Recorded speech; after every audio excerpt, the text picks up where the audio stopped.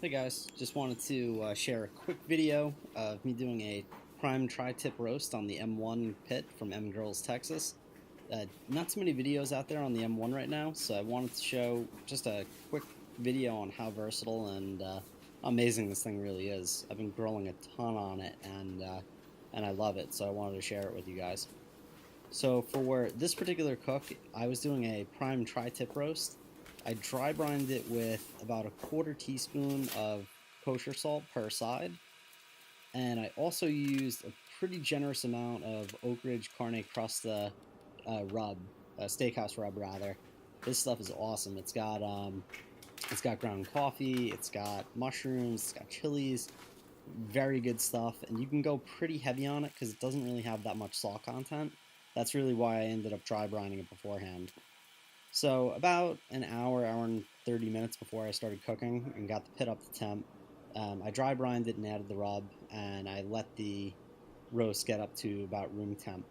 So this is what it looks like right before I threw it on the M1. So getting the M1 up to grilling temperatures is actually very easy. This thing is super fuel efficient. I had a ton of charcoal left from my last cook, so in this particular cooking video, I only have 3/4 of a chimney of lit lump charcoal. Say that 10 times fast. I only had about 3/4 of a chimney of charcoal for this particular cook because I had so much charcoal left over from my last cook. So basically, as you can see, I'm using Royal Oak, and what I'm doing right now is just setting up a two-zone fire. So on the left side, I've got my coals for going direct and for searing the tri-tip, and then on the right, I have an indirect zone, which is where I'm going to cook the interior of the tri-tip. Now, one thing that's incredible with the M1 pit is that hand crank that I was just showing you.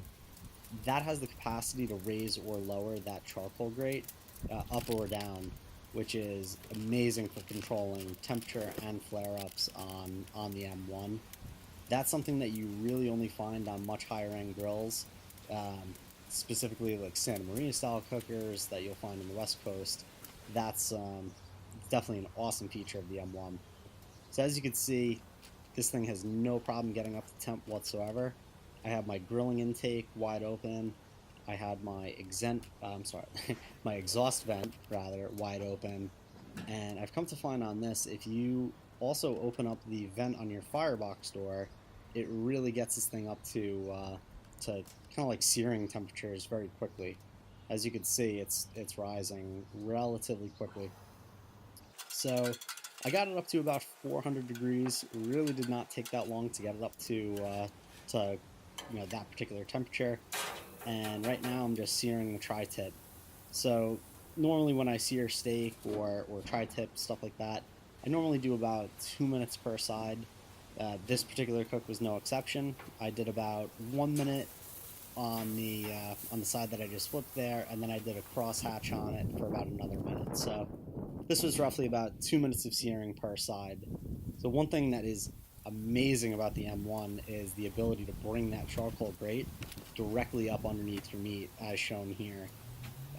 It's really, really awesome for searing stuff.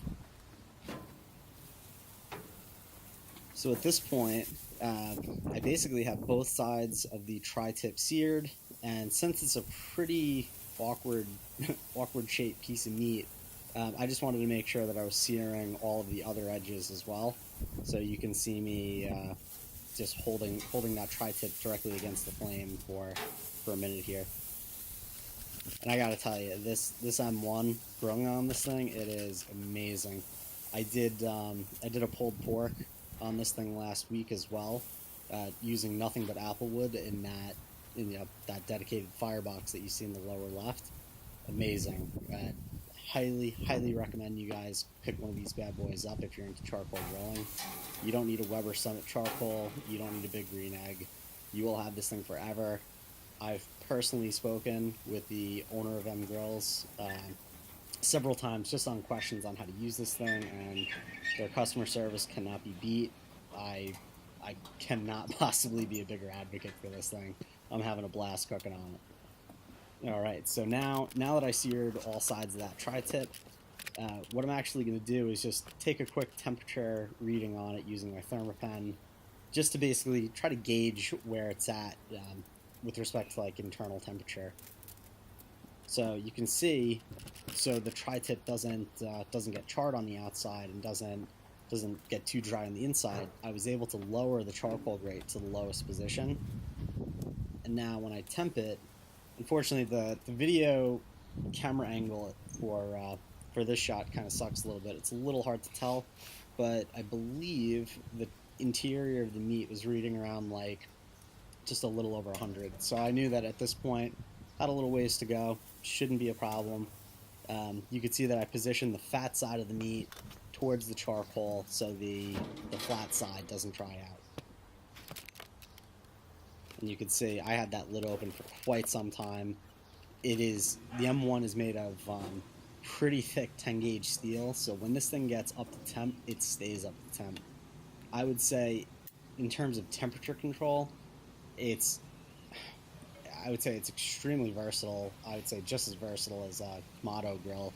Probably way more versatile than a Kamado grill, because if you overshoot your temperature, I found that you could bring it back down relatively easily. So I digressed for a second. So what I'm doing in the cooking video at this point, I was just temping my tri-tip again, just making sure that it's kind of getting up to that 125, 130 degree range that I want. You can see the outside of this thing's looking really good. My charcoal is still going strong on the bottom.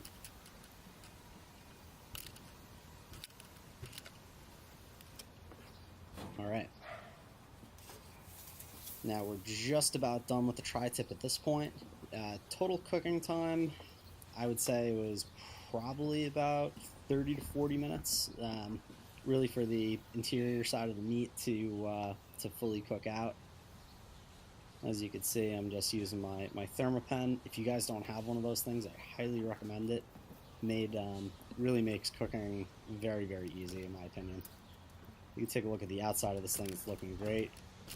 Another successful cook on the M1. And I let that tri-tip rest for about 10 minutes before I decided to finally dig into it and see what the inside looked like. And just judging from the outside of this thing, I knew it was going to be good, but as soon as I cut into the inside, perfect medium rare, thing came out really, really good. I just discovered tri-tip pretty recently, and I mean, it's phenomenal. If you guys can get your hands on it, highly recommend it. It's like the poor man's tri-tip, and as you can see, extremely easy to do on the M1, really fun to cook, super simple. Highly recommend it. So as you can see, perfect medium rare, came out excellent. I love it. My wife loves it. Highly recommend it. Go to go to mgrills.com. You can pick one of them up on Big Papa Smokers. That's where I got mine from. They have phenomenal customer service as well. If you guys are looking for a really good high-end charcoal grill, pick one up. You will not regret it.